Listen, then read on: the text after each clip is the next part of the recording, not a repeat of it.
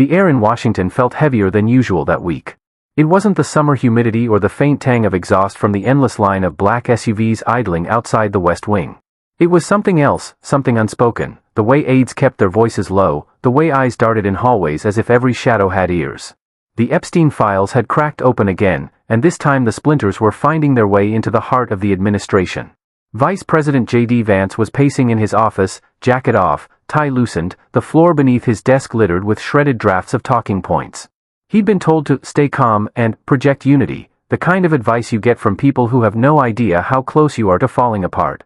The plan had been simple, a quiet dinner, just him, the chief of staff, the FBI director, the attorney general, and the deputy AG. No leaks, no press, just strategy. They'd sit down, share a meal, and coordinate the administration's response to the most dangerous story since the election. But quiet and Trump's inner circle didn't belong in the same sentence. Somehow, before the invitations had even been finalized, a CNN cheer-in was already running. Vance to host high-level meeting on Epstein fallout. It was the kind of leak you could feel, like someone had slipped a knife between your ribs without you noticing until you started to bleed. Across the hall, in the Oval Office, Donald Trump wasn't reading briefings. He was standing at the center of the room with a stack of architectural renderings fanned out on the resolute desk like playing cards.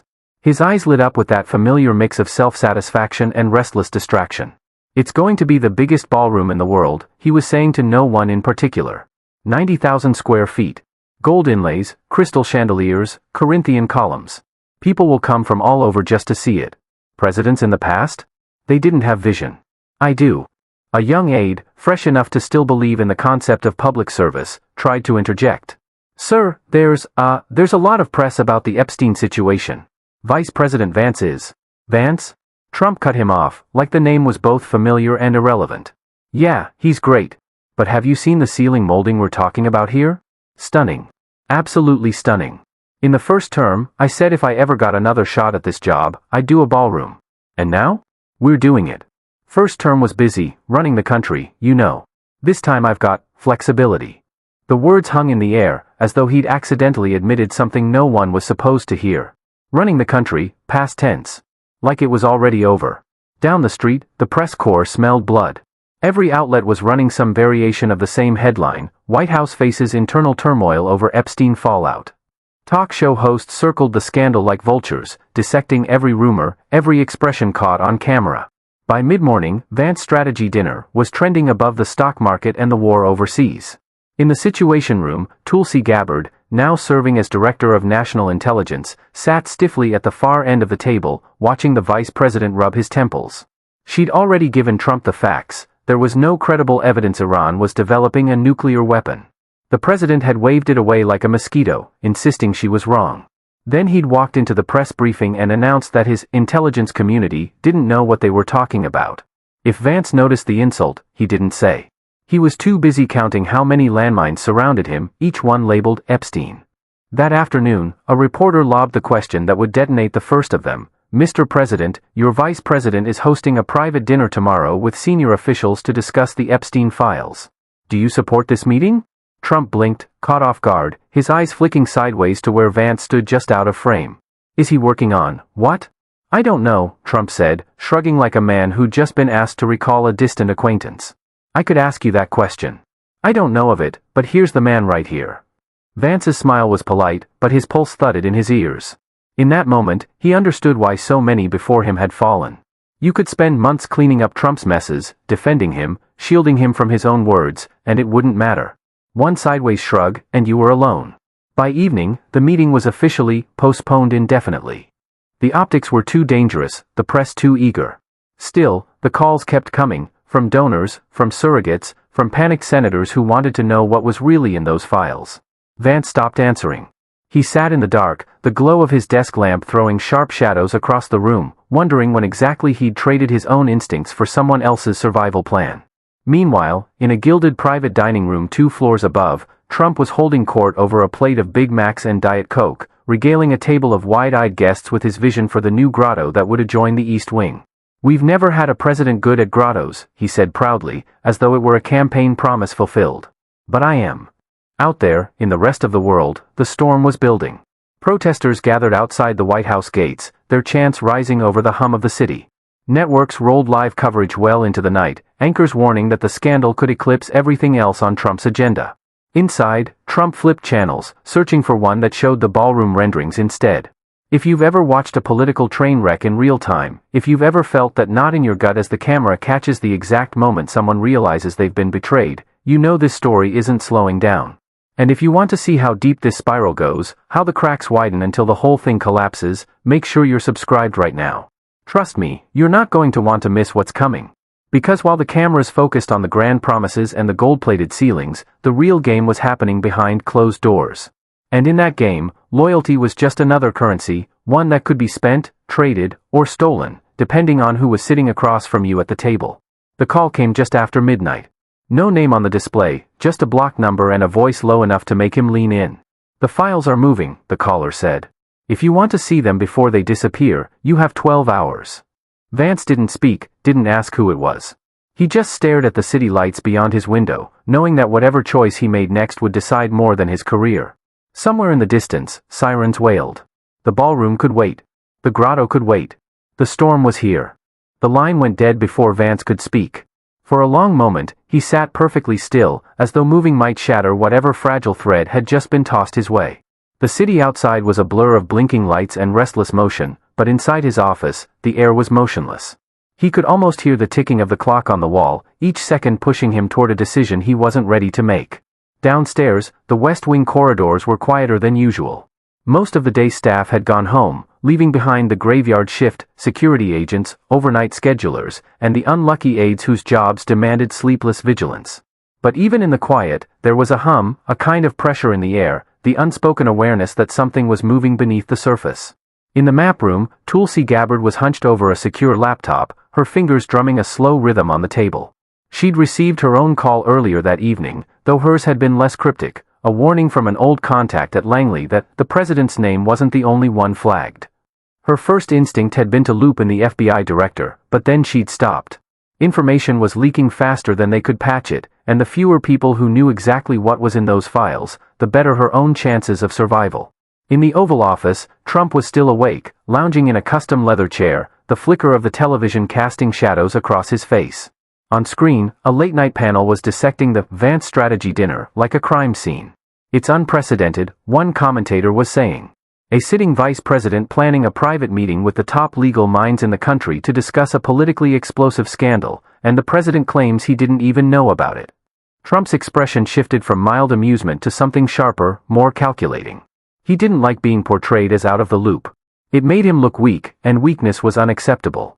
He picked up his phone and began scrolling through contacts, stopping on Vance's name. His thumb hovered over the call button, then pulled away. Not yet. Better to let Vance stew for a while. By morning, the White House was swarming with press again. Camera crews staked out every possible entrance, hoping to catch a glimpse of someone, anyone, who might be involved in the Epstein fallout. The questions were shouted like accusations, and each non-answer only fueled the fire. "Mr. Vice President, did you cancel the meeting because of political pressure? Do you believe the files could implicate members of the administration? Is the president protecting people named in the documents?" Vance kept his head down, pushing through the crowd without a word. His phone vibrated in his pocket, a single text from an unknown number. 12 hours just became 8. Inside the Roosevelt Room, a different kind of tension was building. The chief of staff was reviewing the latest polling numbers, which showed a sharp drop in approval among suburban voters.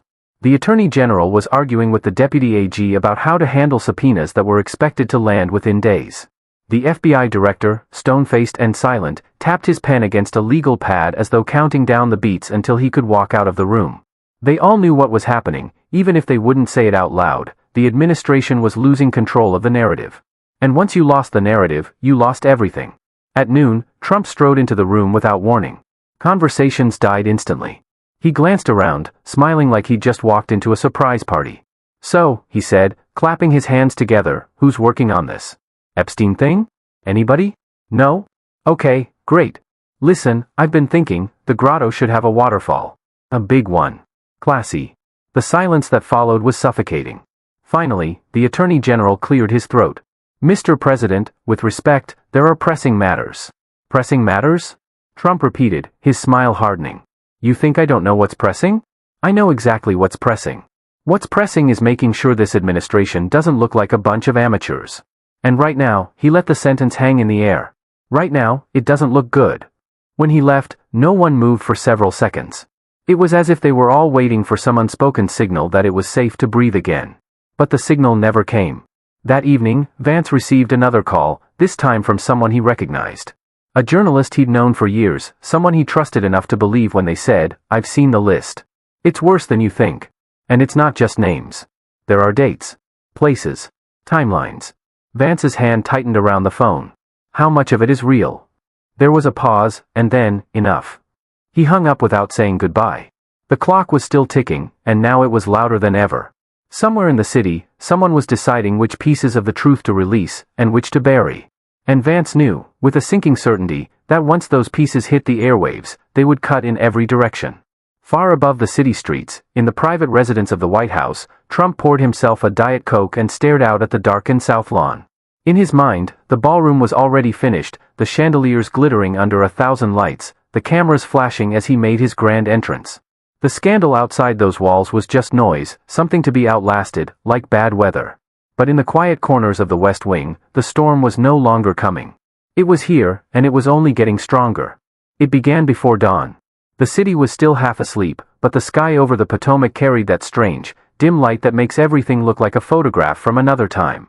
Somewhere, a siren rose and fell. In the Vice President's residence, JD Vance was staring at the unlit phone on his desk, the echo of the last warning still lodged in his mind. 8 hours. He'd slept in his suit. The tie was gone, the collar undone, but the fabric still smelled faintly of cigar smoke from the Roosevelt room the day before. He hadn't meant to fall asleep, he'd only meant to close his eyes for a moment. Now the coffee in front of him was cold. At exactly 5:37 a.m., the phone rang. "Where?" he said, before the voice could speak. A pause. "Garage on F Street. Black sedan. 2 men. You'll have 10 minutes before it moves again." The line went dead. Vance didn't bother waking his security detail. He slipped out through a side entrance, traded the vice presidential SUV for a nondescript sedan parked 3 blocks away, and headed into the city. The streets were nearly empty, save for the occasional delivery truck or jogger. He could feel his own heartbeat in his fingertips. The garage was nearly silent when he arrived, just the low hum of fluorescent lights overhead. The black sedan was easy to spot. Its windows were tinted darker than regulations allowed, and it was idling, the exhaust curling into the morning air. A man in a charcoal overcoat stepped out. "You didn't hear this from me," he said. He opened the back door, revealing a thick envelope. Inside were photocopies, pages of the Epstein files. Names, dates, transactions. Vance's eyes moved over the list and stopped. The names weren't just familiar. Some of them had been in the Roosevelt room yesterday. The man's gaze was steady. In 6 hours, these go public. Unless, he didn't finish the sentence. He didn't have to. By the time Vance left, the sun was breaking over the city. Every shadow felt like a tail, every face like a camera lens. He knew the risk of having the pages, but leaving without them had felt like an even bigger gamble. Back at the White House, the day was already sliding toward chaos. Reporters had been tipped off about an unsanctioned early morning meeting involving the vice president. They didn't know the details yet, but the scent of blood was in the air. Trump was in the East Wing, walking a group of donors through the model of the ballroom. He was in mid-sentence, "And here, we'll have the gold leaf balcony for the string section, very classy, world-class, nobody's ever done it before," when an aide leaned in and whispered in his ear. The president's face changed instantly.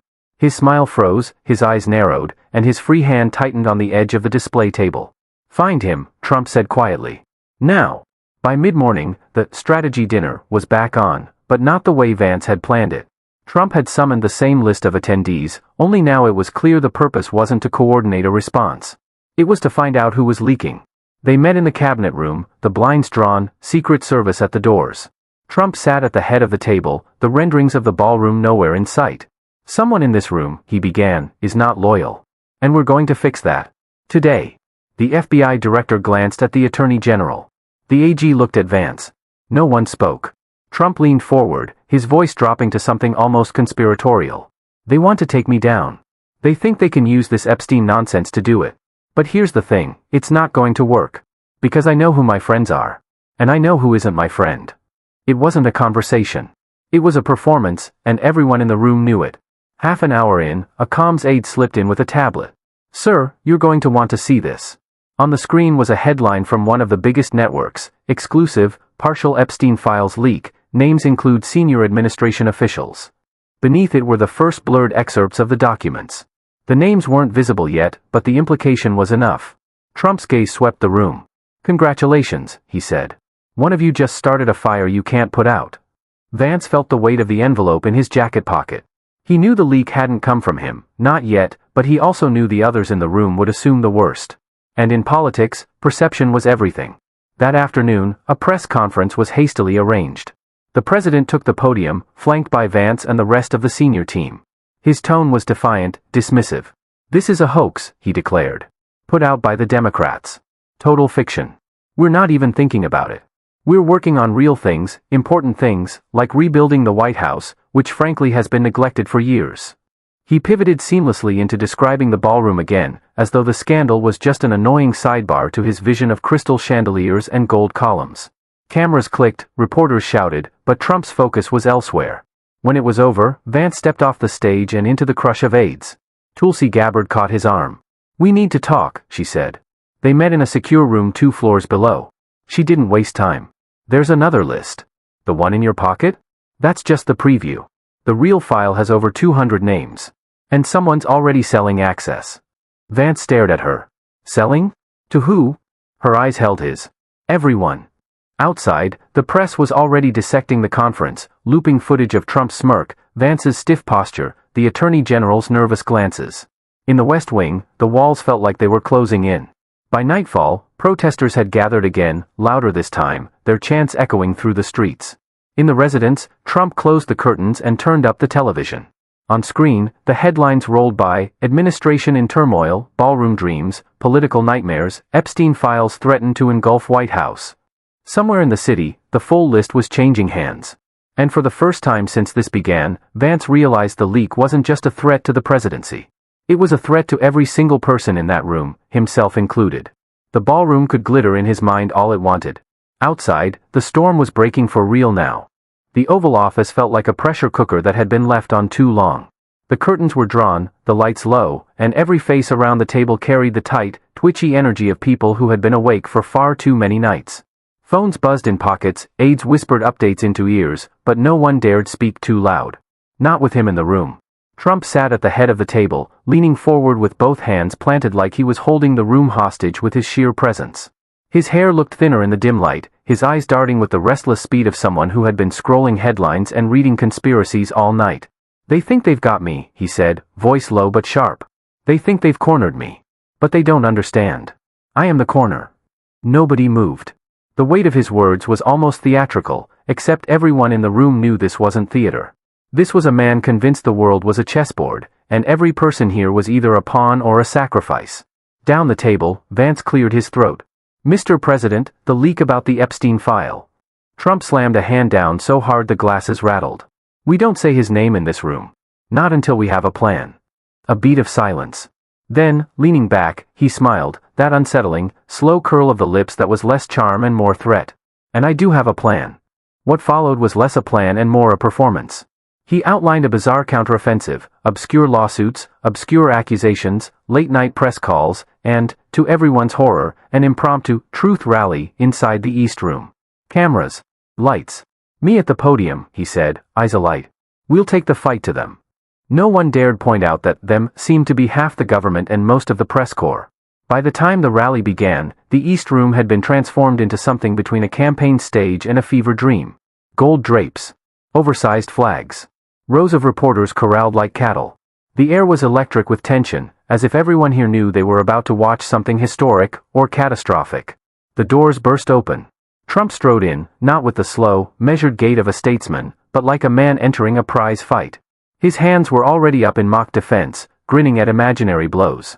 "My friends," he boomed into the microphone, voice bouncing off the high ceilings. "They want to take me down because I'm the only one standing between them and you."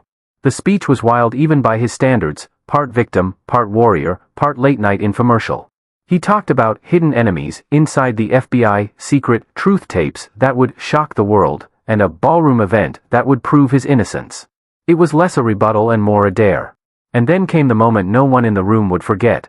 A reporter shouted over the noise, "Sir, do you deny knowing the contents of the Epstein file?" The room fell silent. Cameras whirred. All eyes locked on him. For a moment, he didn't answer. Then he stepped forward, both hands gripping the podium like he could crush it. "I deny nothing," he said. "Because I have nothing to hide." The words hit the air like a dropped match in a gas-filled room. The reporters erupted. The aides froze. And somewhere in that chaos, the back doors opened, and someone walked in. It was Vance. Alone. No security detail, no entourage. Just a single man with a thick manila envelope in his hands. Every camera swung toward him. "Mr. President," Vance said, voice steady, "I think the people should see this." The envelope landed on the podium with a slap. The microphones picked up the sound like a gunshot. Trump's face didn't move. Not at first. But a tremor worked its way through his jaw. His eyes flicked down at the envelope, then back to Vance. "You're making a mistake," he said. "Maybe," Vance replied. "But it's my mistake to make." And then, without another word, he turned and walked out. The next 48 hours were chaos incarnate. Clips of the rally went viral before the event had even ended. The "I deny nothing" soundbite became a meme, an attack ad, a late-night punchline. The shot of Vance placing the envelope on the podium was replayed on a loop across every network. Inside the West Wing, phones rang off the hook. Lawyers descended like vultures. Staff members quietly cleaned out their desks. The air was thick with fear and the sour smell of panic. Trump locked himself in the residence, emerging only to bark orders or demand loyalty oaths from whoever was unlucky enough to cross his path. The man who had walked into the East Room like a champion now paced the halls like a caged animal. But outside these walls, the story had already taken on a life of its own. The media speculated endlessly about the envelope. Conspiracy forums exploded with theories. Was it real? Was it staged? Did it even matter anymore? 3 days later, the dam broke. A single, unmarked package arrived at the newsroom of a major cable network. Inside, a USB drive. No note. No fingerprints. No trace. The file it contained wasn't the full Epstein dossier, but it was enough. Enough to connect names. Enough to light the fuse. Enough to ensure that nothing would ever go back to the way it was. By sunset, the footage was everywhere. And in the West Wing, Trump stood in front of a television, watching it play over and over. His reflection stared back at him from the dark glass.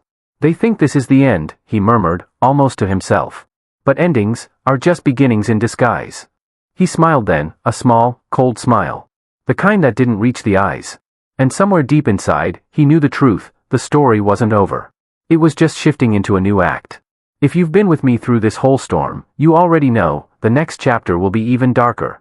So if you haven't yet, subscribe now, because what's coming will make this look like the calm before the real hurricane.